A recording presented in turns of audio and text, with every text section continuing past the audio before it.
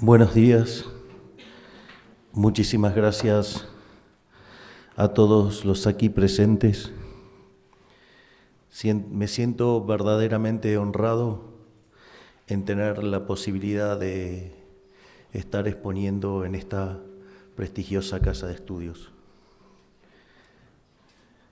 Básicamente, la idea de hoy es hablarles sobre lo que estamos haciendo en Argentina y básicamente dar los fundamentos de lo que en algunos lugares se está denominando como el milagro argentino. La primera parte, lo que voy a plantear es los tres mitos en términos de política económica que hemos derribado, como una suerte de conclusiones preliminares antes de empezar acerca de cómo lo hicimos. Básicamente, el primer mito tiene que ver acerca del quantum y el tiempo. Concretamente, muchos mandatarios del mundo y muchos ministros de Economía y Finanzas suelen consultar a nuestros ministros acerca del ajuste, es decir, la lógica y la dinámica del ajuste y demás. Entonces, nuestros ministros suelen contestarle, bueno, ¿cuánto tenés que ajustar? Bueno, 4 o 5 puntos del PBI. ¿Y cómo pensás hacerlo? Y bueno, como mucho puedo hacer 1 por año. Entonces, nuestros ministros le contestan, ¿y por qué no 5 en un mes?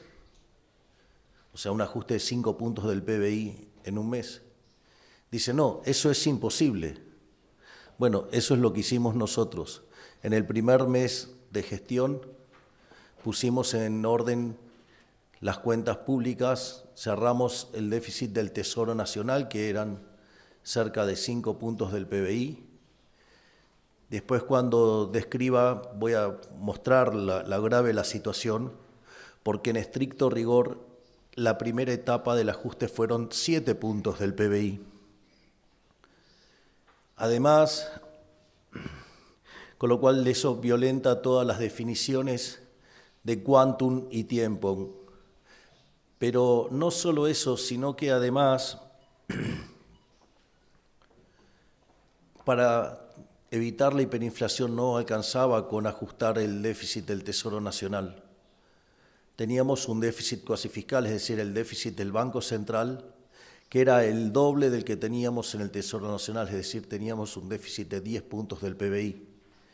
Y esto era tremendamente complicado porque, aún habiendo hecho el ajuste fiscal, eso no aseguraba que pudiéramos evitar la hiperinflación. En ese sentido, empezamos a trabajar en la hoja del Banco Central y lo que también parecía imposible de arreglar, a los 6 meses terminamos con el déficit cuasi fiscal.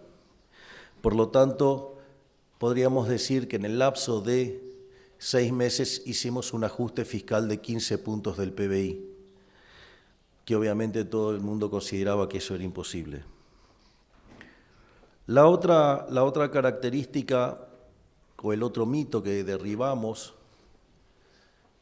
fue que si Argentina hacía un ajuste de esta magnitud, inexorablemente caería en una gran depresión.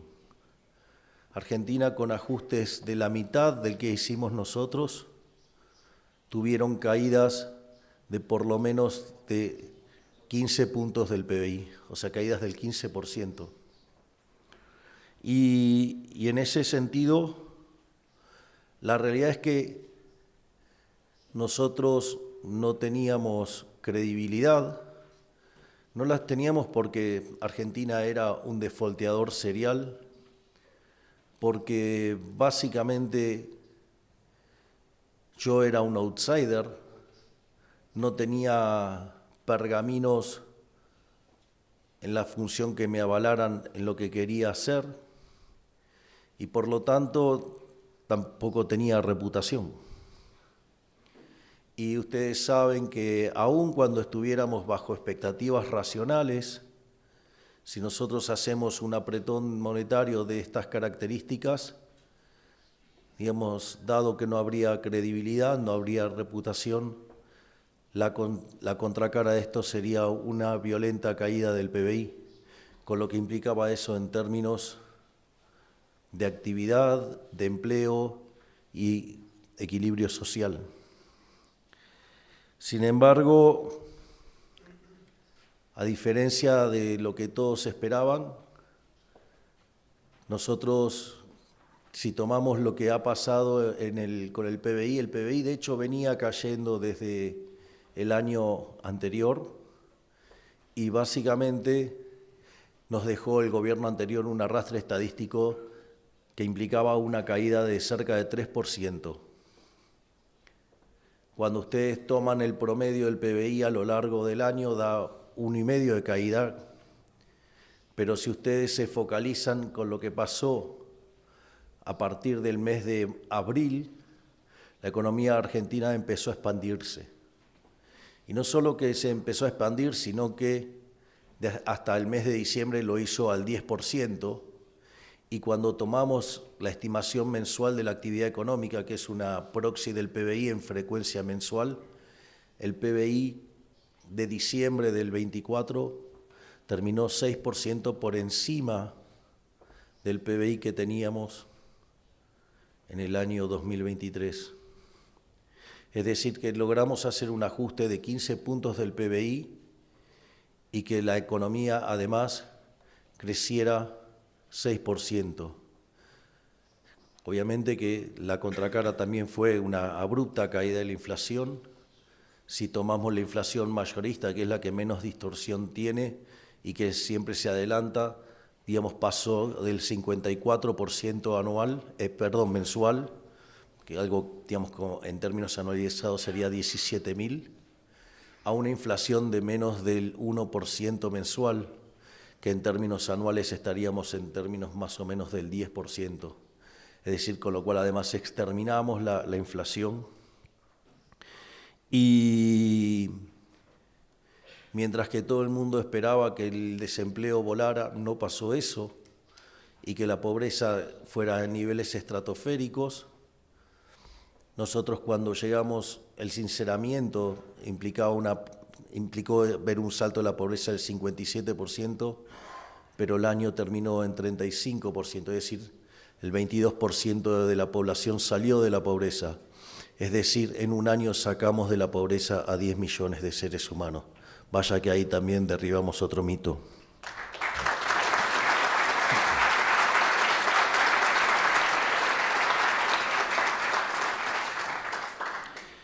Y el tercer término es que el ajuste es impopular.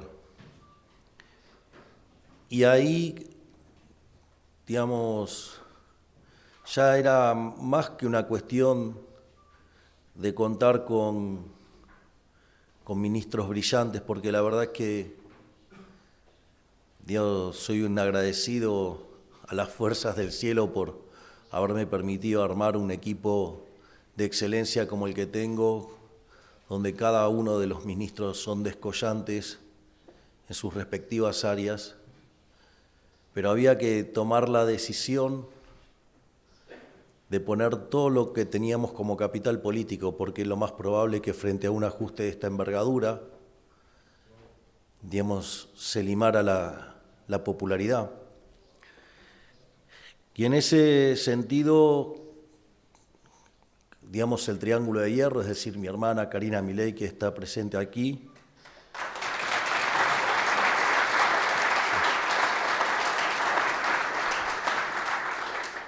mi máximo asesor, Santiago Caputo,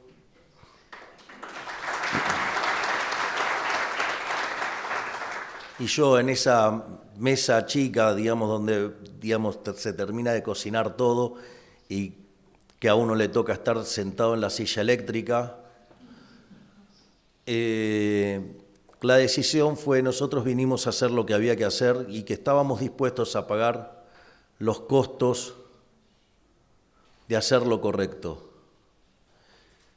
De hecho, preferíamos que nos echaran a patadas por hacer lo correcto a terminar volando por los aires por no hacer lo que había que hacer y tener que arrepentirnos toda la vida por no haber hecho lo que siempre dijimos que teníamos que hacer.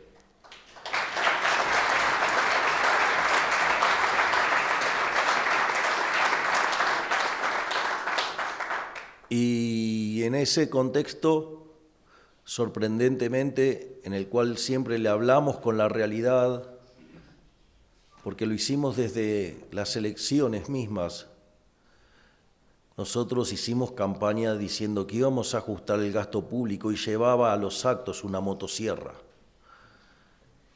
No solo eso, sino que además decía que básicamente quería eliminar el Banco Central y había una competencia de monedas, lo cual la popularización de la medida se pensó como una dolarización y entonces llevaban a los actos de campaña billetes de $1, digamos, enormes con mi rostro. Y además siempre hablé de hacer las reformas pro mercado. También fui muy claro en nuestra política de seguridad. En materia interna dije que el que las hace las paga, y vaya que hemos dado cuenta de que las hace las paga.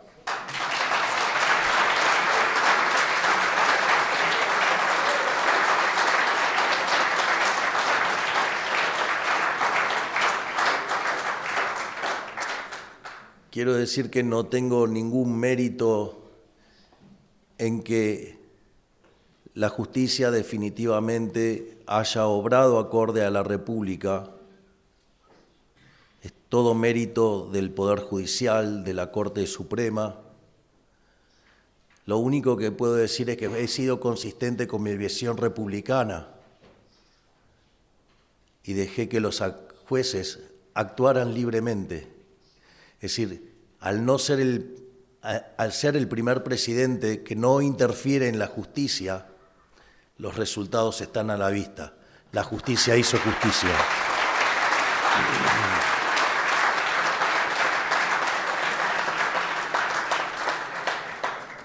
Y también fui claro en la política internacional, me declaré a favor de la paz, a favor del libre comercio, y desde el primer momento definí claramente quiénes eran o quiénes yo pretendía que fueran mis aliados.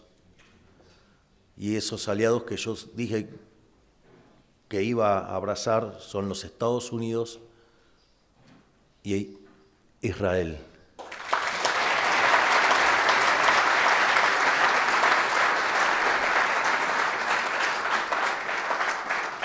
De hecho, les cuento una anécdota muy interesante, porque en cada uno de nuestros actos de campaña solía aparecer una fila siempre, digamos, que venía con la bandera de Israel.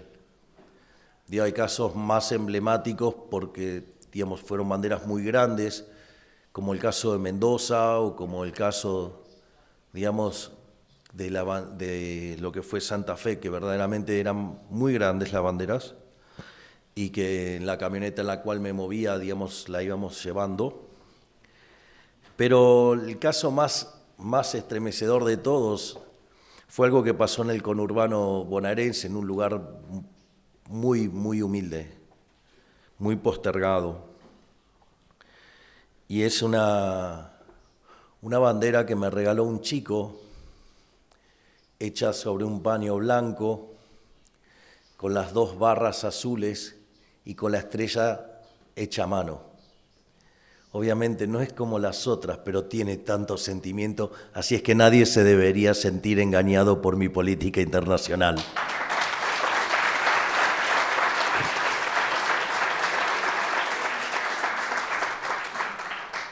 Es decir, y hoy mi popularidad es más alta que cuando asumí.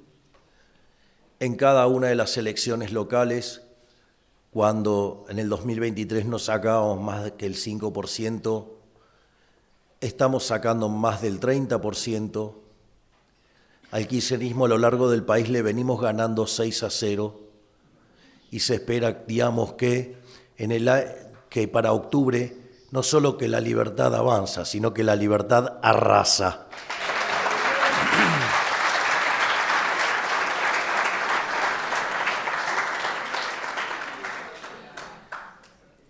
Dicho esto, que son todos los mitos que hemos derribado y... gracias.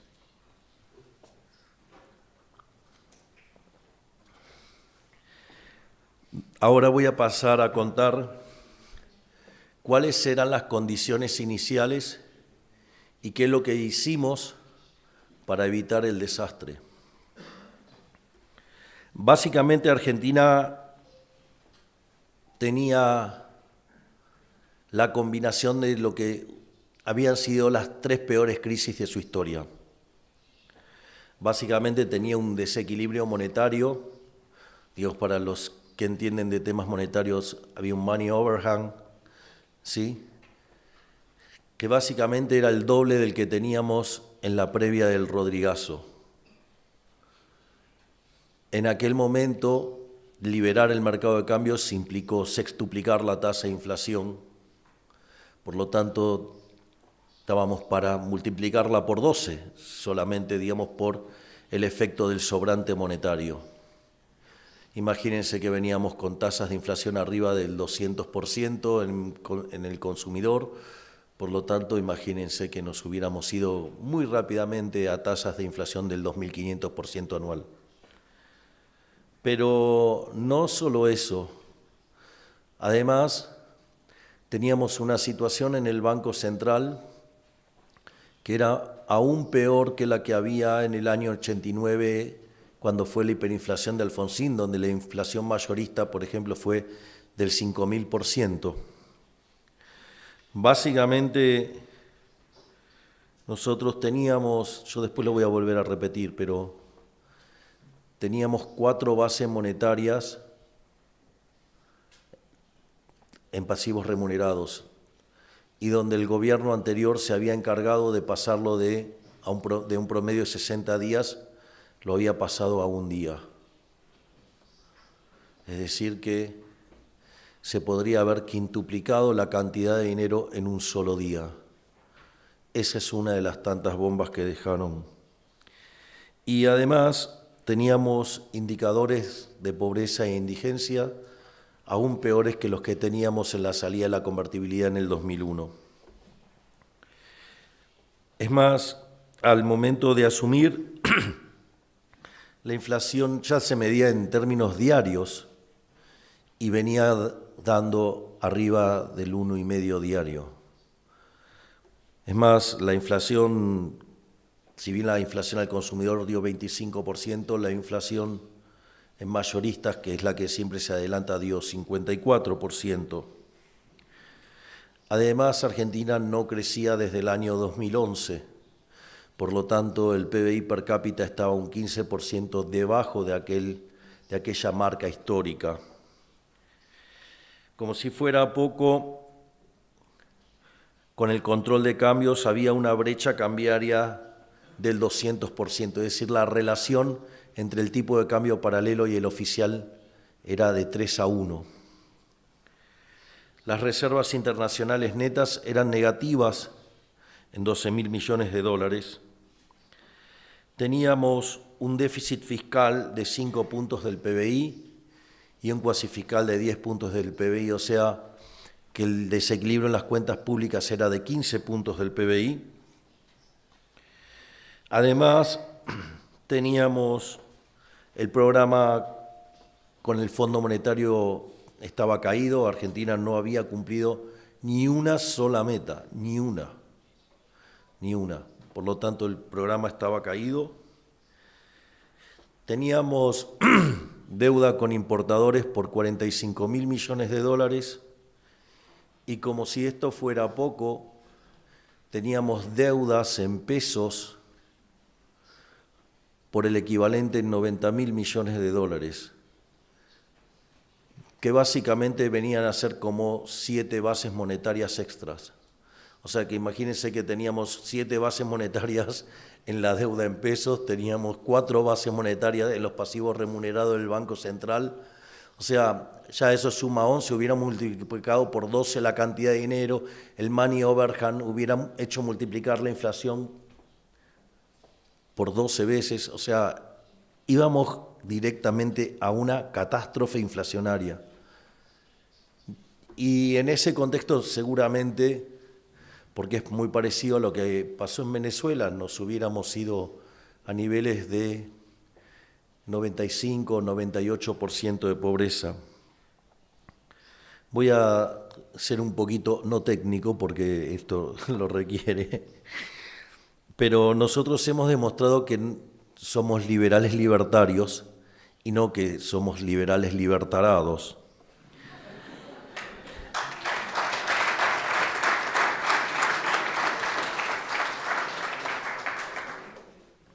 Hago la mención porque algunos anarcocapitalistas radicalizados me acusan de comunista. Básicamente porque no cerré el Banco Central, que lo podría haber hecho el primer día. Digo, concretamente, digamos, uno de los que los hace es Hans Gemajope, y lo que no se da cuenta es que si yo hubiera cerrado el Banco Central el primer día, los pases y la base monetaria son deuda, y que si ustedes no honran su deuda, el valor de esa deuda se hace cero. Para que el valor del dinero se haga cero, es decir, que los saldos reales se hagan cero, significa que los precios tienden a infinito. Lo señalo porque, digamos, uno tiene el marco normativo y trata, digamos, cada vez parecerse más a ese marco normativo, pero a veces no es tan fácil, a veces demanda tiempo. Y en ese contexto, si nosotros hubiéramos hecho esa estupidez, básicamente hubiéramos desatado una hiperinflación aún peor de la que estoy describiendo, ¿no? En términos monetarios, dados los desequilibrios. Y si hubiéramos hecho eso, seguramente, digamos, los peronistas hubieran empezado con los saqueos y todo ese tipo de maquinaria que manejan a la perfección y probablemente, digamos, nos hubieran destituido. Hoy yo no estaría acá en este rol de presidente de la Argentina. Argentina se parecería muchísimo a la peor versión de Venezuela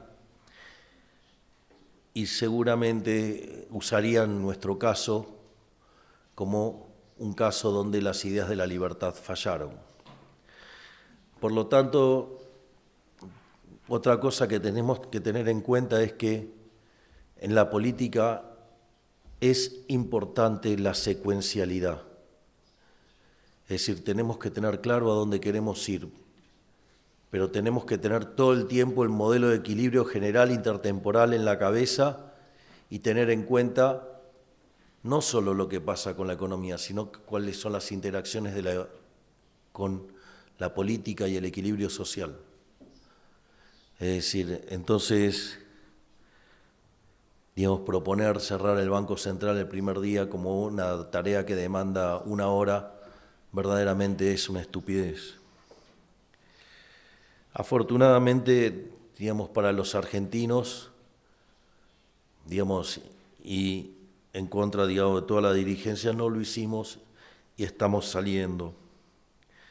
De hecho, lo que voy a pasar a contar ahora es básicamente qué es lo que hicimos para evitar este calvario. Lo primero que hicimos es, nosotros consideramos que la inflación es de naturaleza monetaria. Nosotros consideramos que la inflación es siempre y en todo lugar un fenómeno monetario generado por un exceso de oferta de dinero, ya sea o porque subió la oferta o cayó la demanda, es decir, pueden pasar las dos cosas juntas y eso lleva a una pérdida del poder adquisitivo del dinero y eso significa que todos los precios expresados en unidades monetarias suben. Así es como nosotros, por lo tanto, lo primero que teníamos que hacer si queríamos terminar con la inflación era básicamente cortar con la emisión monetaria. El primer grifo que teníamos para cortar la emisión monetaria era el déficit fiscal. Y ahí, digamos, teníamos que hacer un ajuste de 5 puntos del PBI, pero se imaginarán que, dadas las circunstancias, no era la obra de un, digamos, cirujano, era la obra de un carnicero. Entonces el ajuste, digamos, original no fue de 5 puntos del PBI, fue de 7. Básicamente cortamos de cuajo la obra pública, que es una fuente de corrupción enorme en Argentina.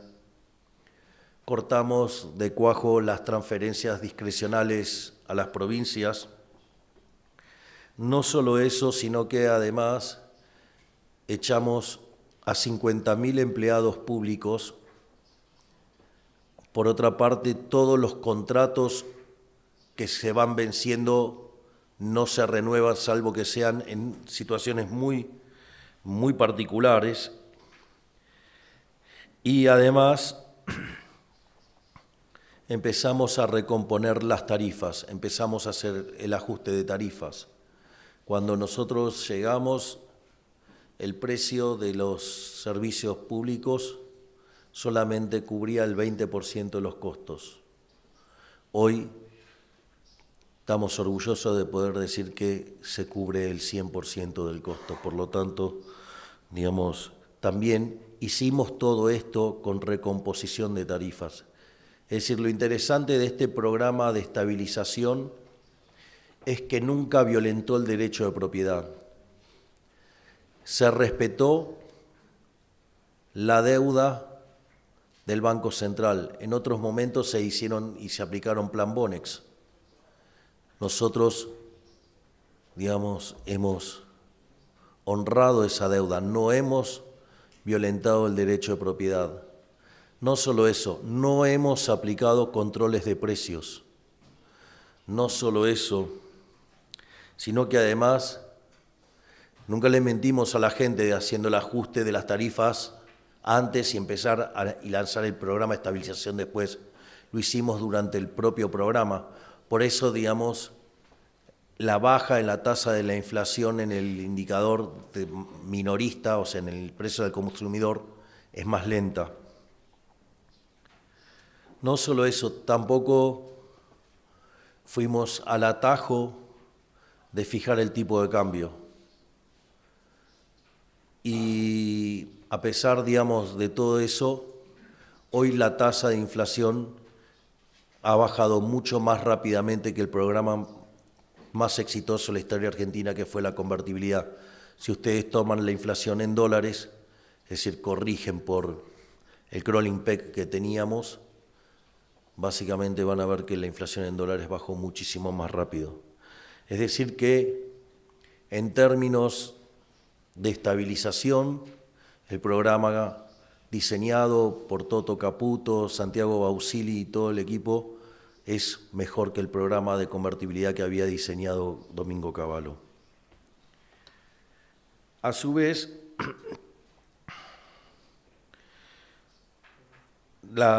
nosotros en la cuestión monetaria tuvimos que ir haciendo distintas etapas. Entonces, la primera etapa fue cortar con el déficit fiscal.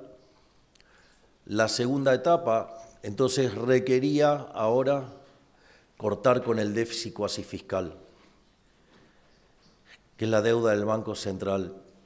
En rigor, esa deuda nunca debería haber estado en el Banco Central, porque era el déficit que tenía el Tesoro Nacional, que se financiaba con emisión monetaria, y como era tanto el dinero que tiraban a la calle, lo esterilizaba el Banco Central y pagaba tasa de interés. No hace falta que les cuente, digamos, lo que eso implica en términos de la desagradable aritmética monetarista de Sargent y Wallace. Entonces, básicamente, una vez que corregimos el tipo que el tipo de cambio para cerrar la brecha, una de las cosas que sucedió es que arbitramos las tasas en dólares. Y eso tuvo un efecto de que, si bien las tasas en dólares eran positivas, en pesos, en términos reales, era negativa. Y eso permitió, en parte, licuar la deuda en pesos, aun cuando se mantuvieran retornos positivos en dólares, y al tiempo que en el Tesoro seguíamos mostrando equilibrio fiscal, nos permitió ir pasando la deuda desde el Banco Central al Tesoro Nacional, y en 6 meses terminamos de limpiar el balance del Banco Central.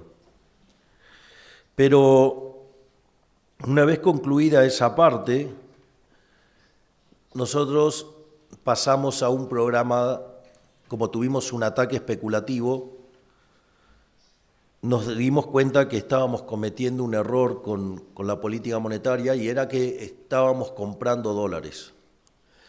Y nosotros, originalmente, y de manera equivocada, creíamos que esa compra de dólares estaba acompañada de demanda de dinero. Digamos, en general, digamos, cuando ustedes tienen un tipo de cambio fijo o tienen un crawling peg, con lo cual, digamos, sigue ese sendero, lo cual es una forma, digamos, de fijarlo también, digamos, pero que le permiten saltitos. Nosotros comprábamos muchísimos dólares, que además los usamos para pagar deuda. Para que más o menos tengan una idea, es la primera vez que en la historia de Argentina que Argentina paga en un año 45.000 millones de deuda. O sea, bajamos la deuda en 45.000 millones de dólares. De hecho, la relación deuda-producto de Argentina pasó de niveles del 90% a niveles del 40%. Pero esta situación hizo que básicamente nosotros comprábamos los dólares e inyectábamos pesos, pero claro, como había control de capitales, no es que en rigor a mí me estaban comprando pesos. Es decir, como yo, digamos, tenía la restricción de liquidar las exportaciones, no es que me estaban comprando pesos. En realidad me vendían dólares porque estaban obligados. Eso que, digamos, en un mercado libre, digamos, la operación es el espejo una de la otra, con control de capitales no. Y eso hacía que nosotros estuviéramos emitiendo dinero de más. Y eso hacía que la inflación tardara en bajar, lo cual a mí, digamos, me generaba una situación bastante... Se imaginarán que no le tengo mucho apego a la inflación. Y ahí nos dimos cuenta que eso era un error, que nosotros mismos estábamos dándole combustible a la inflación. Entonces pasamos a lo que fue el programa de emisión cero, es decir, base monetaria cero. Y como básicamente estábamos obligando a los exportadores a liquidar, entonces comprábamos los dólares, pero por otra ventana devolvíamos, digamos, en el mercado, y entonces, para más o menos que se pareciera en algo a un mercado libre. No es que estábamos saliendo a controlar el tipo de cambio, no, o sea, digamos, mi obsesión era que no creciera la cantidad de dinero. Y así es que la base monetaria amplia, digamos, está fija desde el año pasado. Y si uno considera que los rezagos de la política monetaria en Argentina son entre 18 y 24 meses, yo hoy les puedo asegurar que para mitad del año que viene en Argentina la inflación habrá sido una mala historia, pero que se terminó.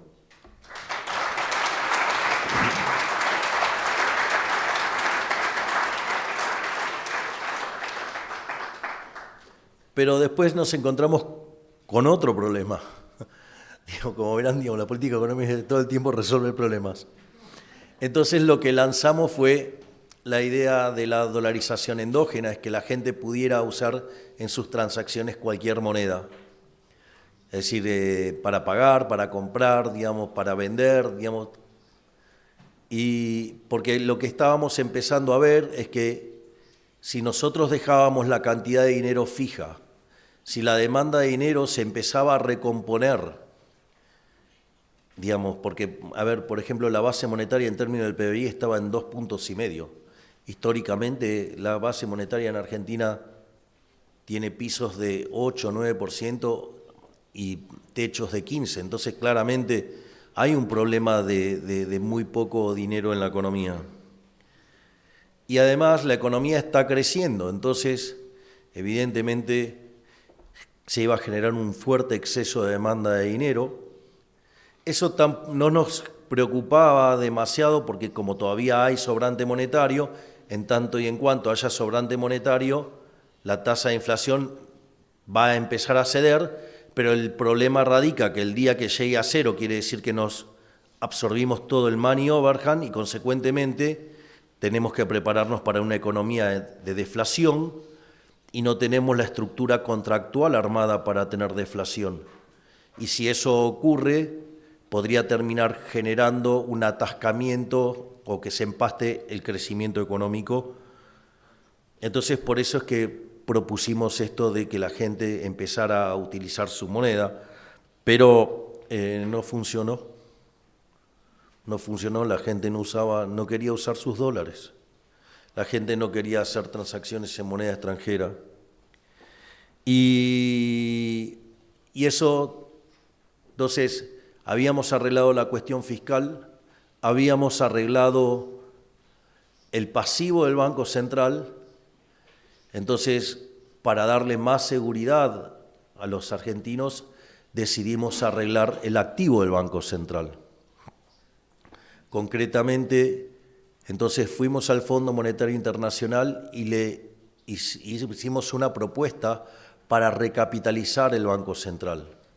Es decir, a diferencia de lo que fueron todos los programas con el Fondo Monetario Internacional, que era para financiar el déficit fiscal y manejar la transición, nosotros el ajuste ya lo habíamos hecho. Además, digamos, hay un fuerte compromiso no solo mío por el equilibrio fiscal, sino también por cada uno de mis ministros. Les voy a contar hay algunas anécdotas de mis ministros que son maravillosos.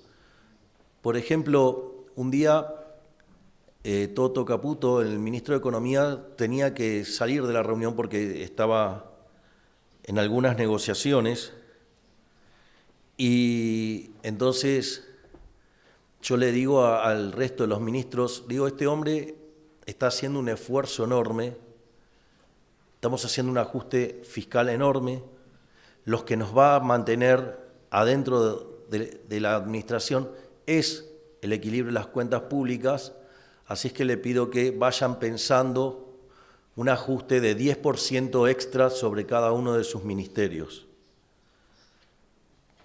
Lo más sorprendente es que cuando fui a la reunión de gabinete posterior, todos me habían traído sus PowerPoint con sus ajustes.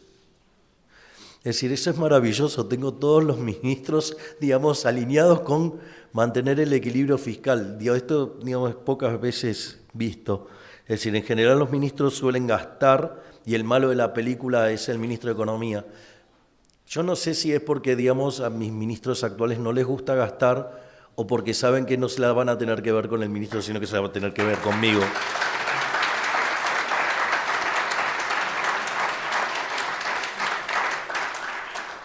Y en ese sentido, una de las cosas que hicieron los gobiernos anteriores, digamos, le colocaban deuda al Banco Central en formato de letras intransferibles, con lo cual instrumentos absolutamente ilíquidos, y se llevaban los dólares.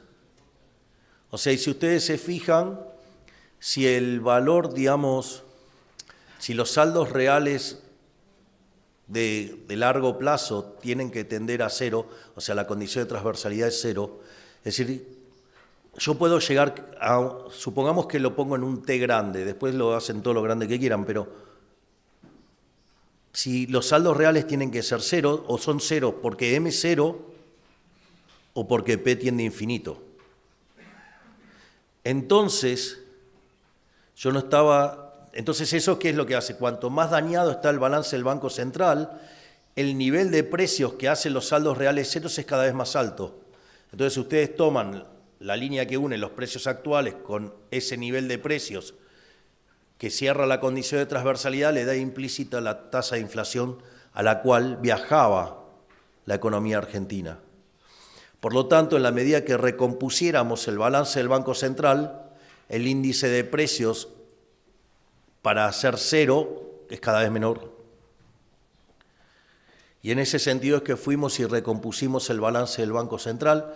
Nosotros calculábamos que necesitábamos para esa operación 12.000 millones de dólares y poder abrir el cepo.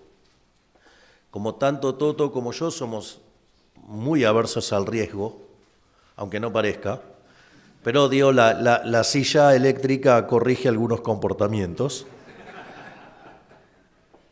Y en ese sentido dijimos, bueno, vamos a decir que si nos dan 15.000 millones de dólares salimos, así teníamos para tirar al mercado 3.000 millones de dólares.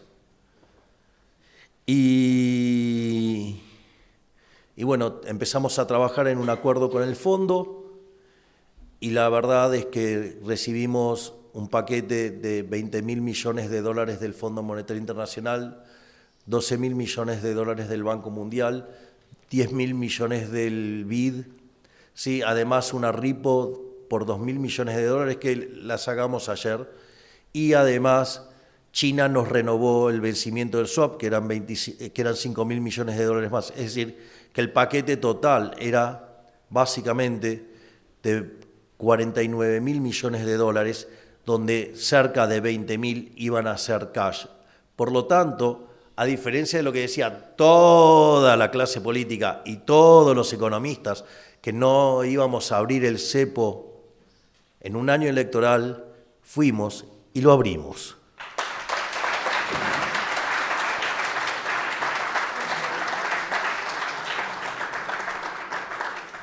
Es más, al momento de abrir el cepo, nos dijeron que el tipo de cambio se iba a ir a la banda, al techo de la banda, que íbamos a perder un montón de dólares, que no lo íbamos a poder sostener, que la inflación iba a saltar a niveles del 5 o 7% y que se iba a quedar estacionado en esos niveles. La realidad es que los meses de marzo y abril fueron meses muy duros. Durante el mes de marzo, tanto en mi caso como en el equipo económico, dormíamos 4 horas por día, obviamente que los fines de semana después tratábamos de recuperar, y en los últimos 15 días dormíamos 2 horas por día, o sea, fue bastante duro todo ese proceso, pero todo el ruido político hizo que la demanda de dinero cayera y que la tasa de inflación saltara al 3,7, pero después, a diferencia de todos los que decían que se iba a ir a 5 y a 7, fue de 2,8 y hoy está saliendo el índice de precios al consumidor y la realidad es que si el número logra romper con claridad el 2%, puede ser que efectivamente, como dice uno de mis grandes ministros, que es Federico Sturzenegger, la inflación caiga antes que lo que nosotros estamos esperando a mitad de año que viene y que el cero empiece a mostrarse ya a diciembre o sobre el final del año. Así es que la buena teoría económica funciona, pese a que a la política no le guste.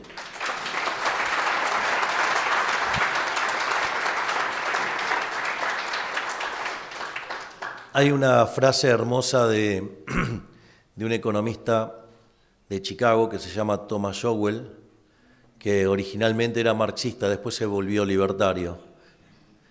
Y dice, la primer ley de la economía es la escasez, es decir, no hay de todo para todos. Y la primera ley de la política es ignorar la primera ley de la economía.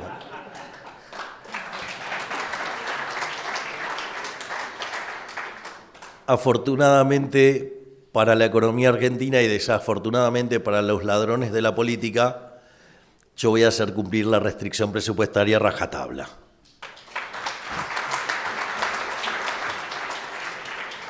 Y entonces, y ahora tenía que empezar a funcionar la dolarización endógena. Y no funcionaba. La gente no sacaba los dólares del colchón, o de la caja fuerte, o de donde fuera.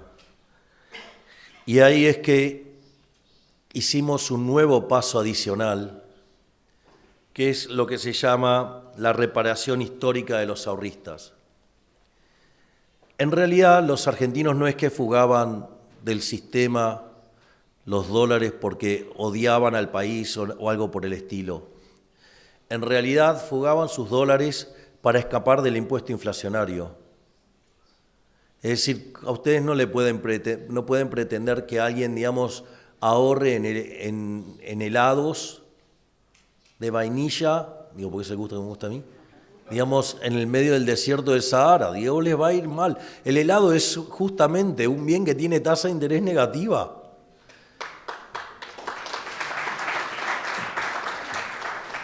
Entonces, los argentinos buscaban cómo protegerse del archivillano ladrón, el máximo ladrón de todos, que es el Estado. Digamos, y uno de sus mecanismos de robos más perversos, que es el impuesto inflacionario. Entonces, esto porque, digamos, en Argentina se hicieron varios blanqueos, pero es como que si hubieran hecho algo malo, y en realidad no hicieron nada malo, solo se estaban escapando del torturador.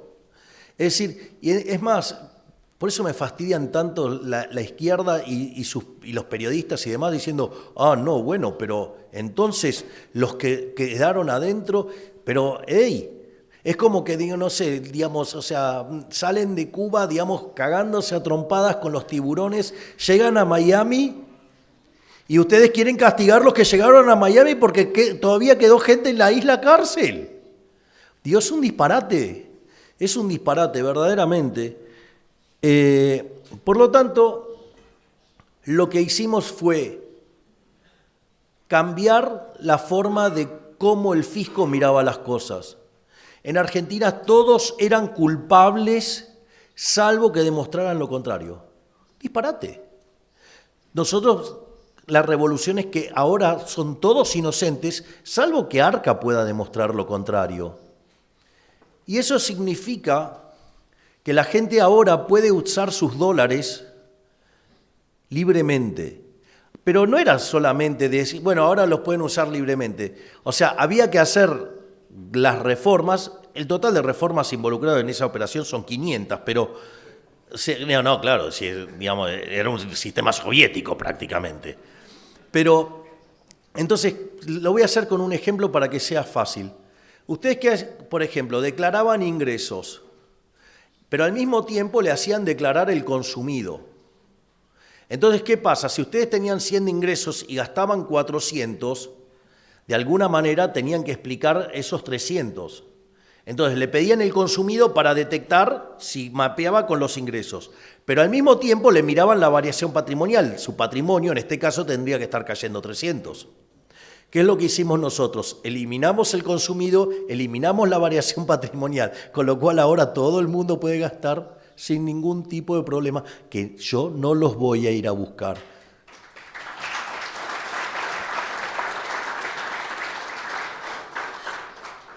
Y bueno, ahora eso parece que entonces está funcionando.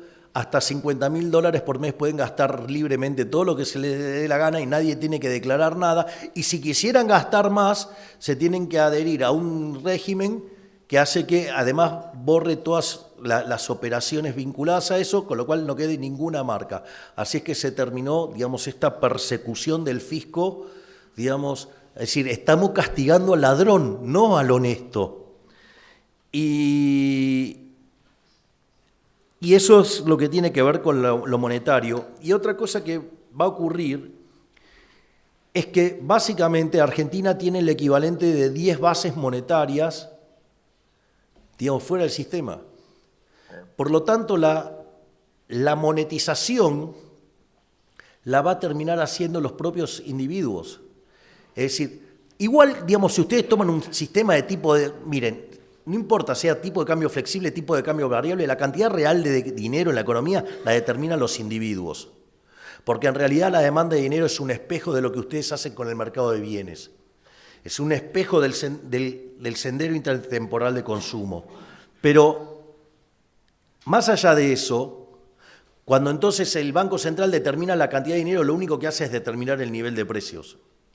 Y si empieza a molestar bastante, entonces, o sea, genera algunos daños adicionales. Cuando ustedes tienen tipo de cambio fijos, digamos, esa relación de que la cantidad de dinero la determina la gente todavía es muchísimo más obvia, porque solamente se expande contra la demanda de dinero. O sea, se vuelve mucho más evidente. Ahora, pero lo que pasa es que nosotros no queremos emitir.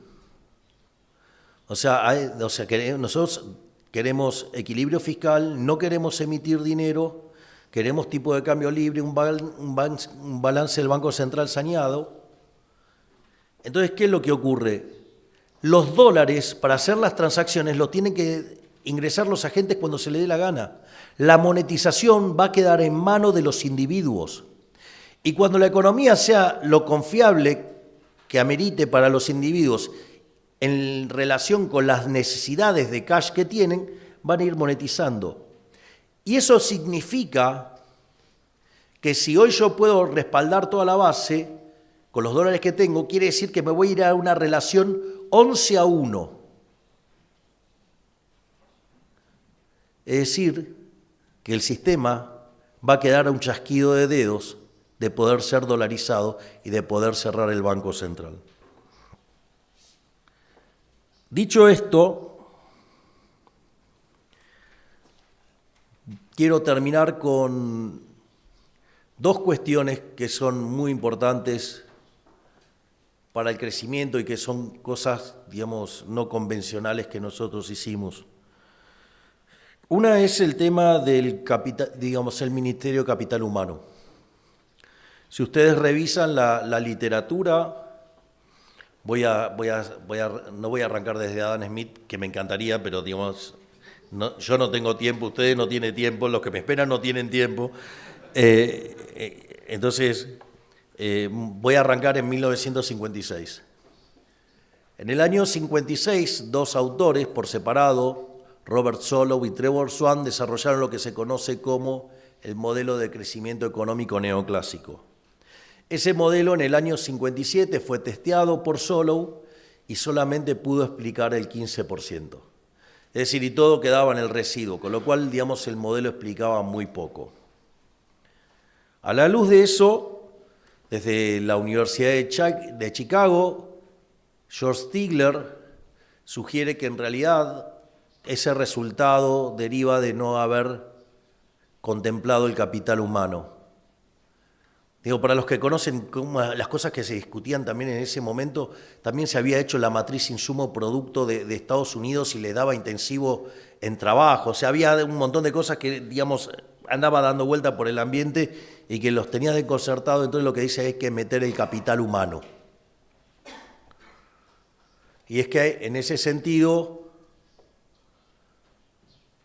a nivel microeconómico se desarrolla la teoría del capital humano con Gary Becker, y a nivel, digamos, macroeconómico se desarrolla el modelo bisectorial de Usawa, que fue además tutor de tesis de Miguel Sidrowski, digamos, probablemente uno de los 5 economistas argentinos más importantes de la historia, que además Miguel era judío y venía a Israel, digamos, que traían chicos en colonias de vacaciones, y con eso se ganaba la vida.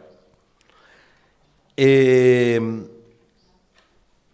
después, digamos, se creyó que lo que había que hacer era, digamos, se trataron de emparchar estos modelos, digamos, apareció la regla de oro de Phelps, apareció la versión Cass-Cookman del modelo Ramsey, pero la verdad es que todo quedaba a dedo y la línea que ganó fue la línea de poner el progreso tecnológico en exógeno, con lo cual todo venía explicado afuera del modelo, con lo cual el modelo no tenía mucho sentido, hasta que en el año 83 Paul Romer, en su tesis doctoral, desarrolla la teoría del crecimiento endógena, tutoriado también por un profesor de Chicago, Robert Lucas Jr. Y en ese sentido aparece toda la discusión de crecimiento endógeno y el capital humano. Discusión que termina en el año 89, cuando Mankiw, David Romer y David Weil hacen un testeo empírico incorporando el capital humano y demuestran que 85% del crecimiento ahora podía ser explicado. Por lo tanto, digamos, si uno quiere crecer, le tiene que poner mucho al capital humano. Me parece que estoy en un lugar que justamente da testimonio de eso.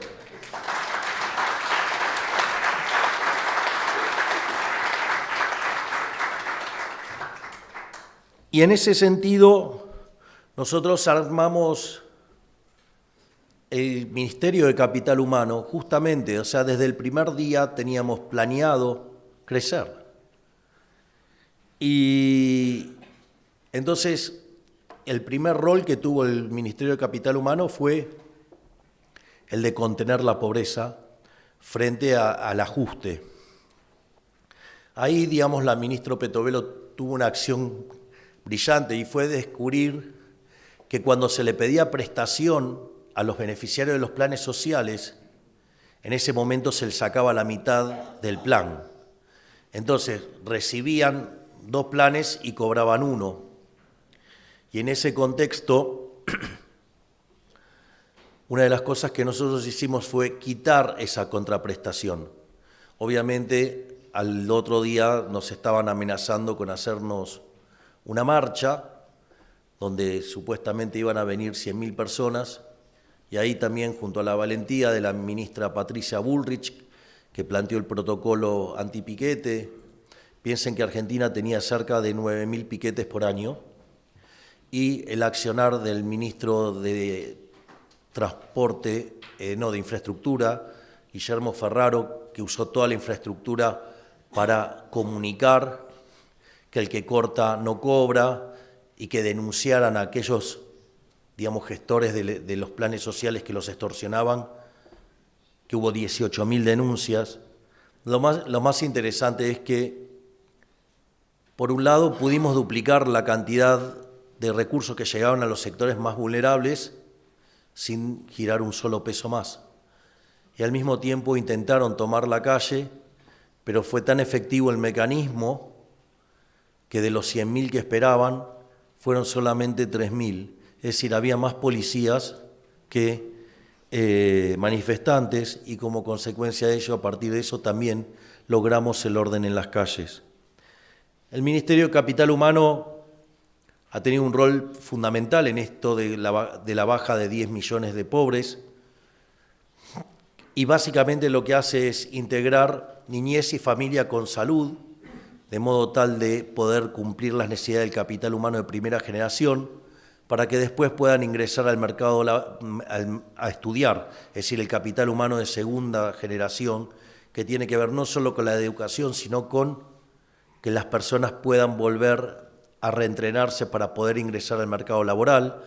Y esas dos ideas, digamos, que también están adentro del Ministerio de Capital Humano, ya sea por el lado de la educación como en la parte del reentrenamiento, liga con lo que tiene que ver con el mercado laboral y con el sistema previsional.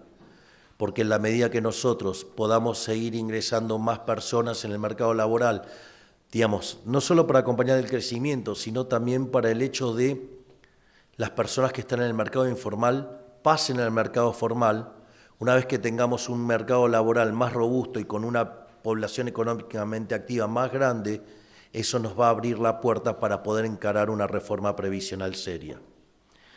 Por lo tanto, ahí estamos determinando uno de los bloques del crecimiento económico. El otro, que es, también es muy popular, que es el que está a cargo de ese economista formidable y maravilloso que es el doctor Federico Sturzenegger, es el Ministerio de Desregulación. La idea es muy simple. Si ustedes tienen un modelo y tienen la realidad, y la realidad no mapea con el modelo y el modelo erra sistemáticamente, ¿ustedes qué harían? ¿Tirarían el modelo? ¿Sí o no? Digo, si están tomando decisiones donde los echan del trabajo, van a ver que van a elegir, digamos, los datos, ¿no? El modelo que dice cualquier cosa. Bueno, los economistas neoclásicos tenemos un defecto que cuando la realidad no mapea con el modelo, lo llamamos fallo de mercado. Bueno, desde mi punto de vista, los fallos de mercado... Desde mi punto de vista, los fallos de mercado no existen, porque el mercado es un proceso de cooperación social donde se intercambian derechos de propiedad voluntariamente. Por lo tanto, no puede haber un fallo de mercado si las transacciones son libres. Eso no quiere decir que no me vaya a equivocar, que es otro problema. Entonces, si ustedes miran la economía neoclásica de manera crítica, digamos, la economía neoclásica, el core central está hecho sobre las naturalezas y las características del equilibrio, que tiene que ver con la existencia, con la unicidad y la estabilidad, pero con el agravante que después vienen, digamos, la idea, digamos, de Pareto y el primer teorema del bienestar y el segundo, y ahí es donde la ponemos más complicada, porque entonces cada vez que el mundo no se parece a lo que nosotros creemos, lo llamamos fallo de mercado. El fallo de mercado que más me irrita de todos, no voy a entrar en todos porque, digamos, estoy ya en tiempo, es el que se llama no convexidades. Es decir, las estructuras concentradas. Es decir, si ustedes lo quieren llevar muy al límite, los monopolios. Y la realidad es que los monopolios, salvo que sean monopolios generados por el Estado, es decir, donde el Estado dice, bueno, en este cuadradito solamente participa XX y si alguien lo viola yo lo reviento a garrotazo. Salvo en ese caso, el monopolio no tiene por qué ser malo. Porque de hecho, supongan que yo tengo 10 empresas de celulares y aparece una y hace un celular de mejor calidad a un mejor precio. ¿Qué creen que va a pasar con las otras 9? ¿Van a quebrar? Y sin embargo, yo estoy muchísimo mejor. Y dicen, no, bueno, pero gana mucha plata. ¿Qué me importa? Si yo ahora tengo un bien de muchísima mejor calidad a un mejor precio, encima me libera recursos para gastar en otro lado. Y gana mucha plata. ¿Y cuál es el problema que gana mucha plata? Si se la gasta en otro lado, generará actividad en otro lado. Si la ahorra, generará inversión en otra parte. Y si, digamos, es un tirano y, digamos, si es tan malo y odia tanto a la gente, hunde el dinero ese en el piso. Lo que hace es básicamente que el nivel de precios baje, o sea, un benefactor social. Es decir, lo que hay que tener claro es que ganar plata, digamos, o sea, la función social del empresario es ganar plata, porque solamente puede ganar plata sirviendo al prójimo con bienes de mejor calidad o un mejor precio. Entonces, digamos, los empresarios exitosos habría que llevarlos en andas todos los días y no perseguirlos.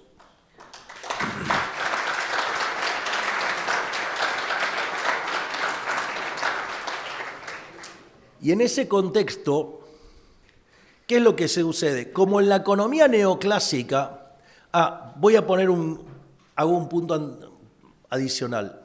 Cuando ustedes se encuentran eso, en la economía neoclásica, ¿qué van a hacer? Lo van a regular para que se termine pareciendo a una empresa competitiva. Ahora, ¿cuál es el problema? El problema es que si yo lo hago parecer a una empresa competitiva, los rendimientos son constantes a escala. Si ustedes miran, digo, desde la era cristiana, el PBI per cápita en la serie de Madison, van a ver que hasta el 1800 el PBI per cápita está constante. o si ustedes quieren, crecía al 0,02% anual. Es decir, que para duplicar el PBI necesitaban 3.500 años. Vamos, era bastante aburrido estaba, digamos, en términos económicos. Ahora, si ustedes se fijan, desde el año 1800 hasta el año 2000 el PBI se multiplicó por cerca de 10 veces. Y la población, hasta el año 2000, lo hizo cerca de 8 veces. Es decir, con lo cual ustedes, a pesar de que la población se multiplicó por 8, la producción se multiplicó por 10, o sea, que quiere decir que el producto per cápita subió, el PBI subió 80, tal que el per cápita multiplicó por 10. Eso se llaman rendimientos crecientes. Y el problema es que los rendimientos crecientes, digamos, es una no convexidad que implicaría que no pueden obtener un máximo. Tiene toda una serie de errores el análisis neoclásico acá, pero no viene al caso. Pero lo importante es que cuando ustedes lo regulan, matan los rendimientos crecientes. Y el problema es que cuando ustedes matan los rendimientos crecientes, el modelo se termina, por ejemplo, pareciendo al de Solow o al del Ramsey. Digamos, ¿y qué le pasa en esos modelos en estado estacionario? No tienen crecimiento. Por lo tanto, cuando ustedes regulan la economía, lo que están haciendo es matar los rendimientos crecientes. Y cuanto matan los rendimientos crecientes, están matando el crecimiento económico. Y entonces, desde la acción de Federico Sturzenegger y muchos de los ministros involucrados en esto, nosotros en Argentina ya hemos hecho 2.500 reformas estructurales en 1 año y medio.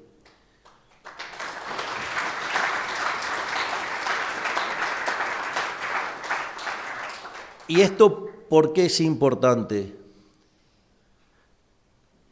Porque yo les había contado que el programa de estabilización más exitoso de la Argentina, hasta el que hizo Toto Caputo, había sido el de la convertibilidad. Y básicamente hay un trabajo de Gerardo de la Paulera, Bossoli y Irigoyen que se llama Passing the Buck y muestra, digamos, compara todos los gobiernos de la historia argentina. Y el mejor gobierno de la historia es el primer gobierno de Menem, donde básicamente fue la convertibilidad más 100 reformas estructurales. Nosotros tenemos un programa de estabilización mucho más exitoso que la convertibilidad y 25 veces más de reformas estructurales. Por lo tanto, no tengo ningún pudor en decirle que somos el mejor gobierno de la historia. Muchísimas gracias.